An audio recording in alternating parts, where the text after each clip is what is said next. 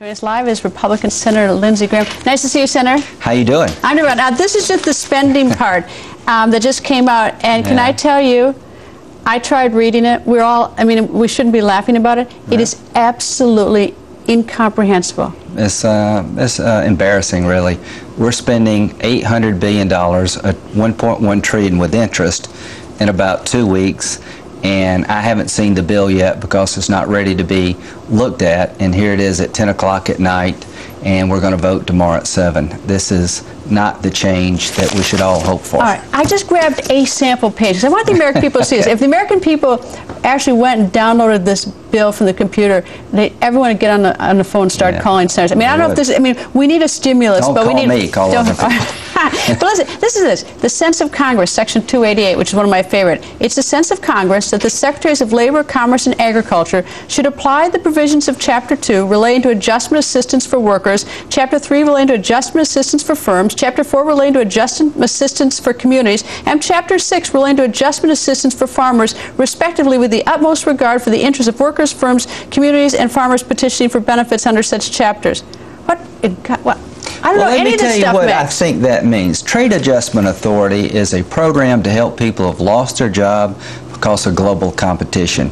If you lose your job because your company went to China, we'll retrain you into another job. That's probably a good idea. However, it is not supposed to be in the stimulus package. It is a big, huge debate that they stuck in this bill. Nobody understands what it means. There's $1 billion in this bill for NASA.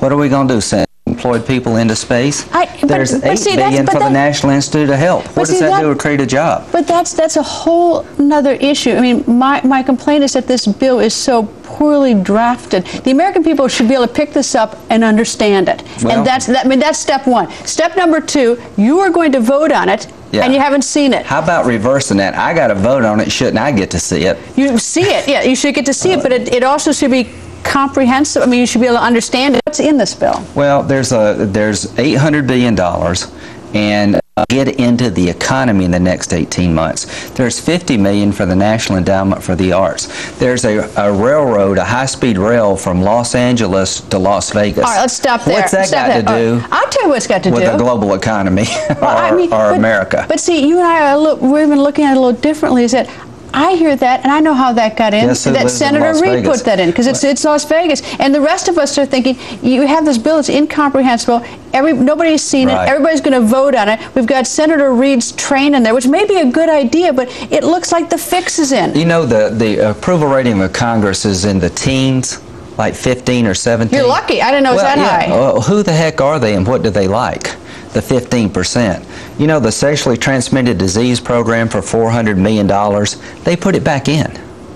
Yeah, but see, even that, $400 million for that program, and it's in the bill, and the first thing I think is, well, okay, I think it's a good idea that we shouldn't have those diseases transmitted, but how are you spending it? What does it mean to have $400 million? What are you going to do with it? Well, one, you're not clarifying what you're going to do with the money, but that's a debate for another day. This bill was sold to the American people as an emergency. We got to do it now to make sure that we can create jobs to underpin a sinking economy. What does money for National Institute of Health, $8.5 billion, got to do with creating a job? $1 billion for NASA. What does this bill is loaded with projects and policies unrelated to creating a job in the next 18 months. That's why I think it is.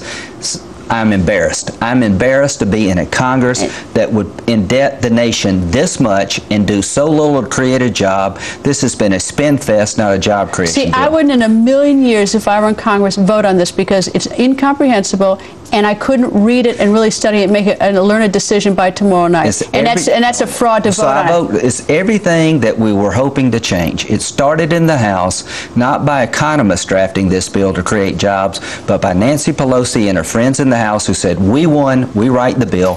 This is the bill. But it's incomprehensible. It's not. Here's what's comprehensible. There are things in there that have got nothing to do with creating a job that will get politicians reelected. It is a national disgrace to spend this much money. All I can say, this is not a good deal for the taxpayers. And if we you don't know how they're going to vote. I imagine they'll vote for it. We should get. Do you think they'll read it between now and tomorrow night? I don't know. I don't know if anybody. You don't have the bill to read. They can't get it to read. It's not available to be read. Former Speaker of the House Gingrich said 4% would read it by tomorrow night. Yeah, I don't know who they are. You got to have it to read it. Thank you.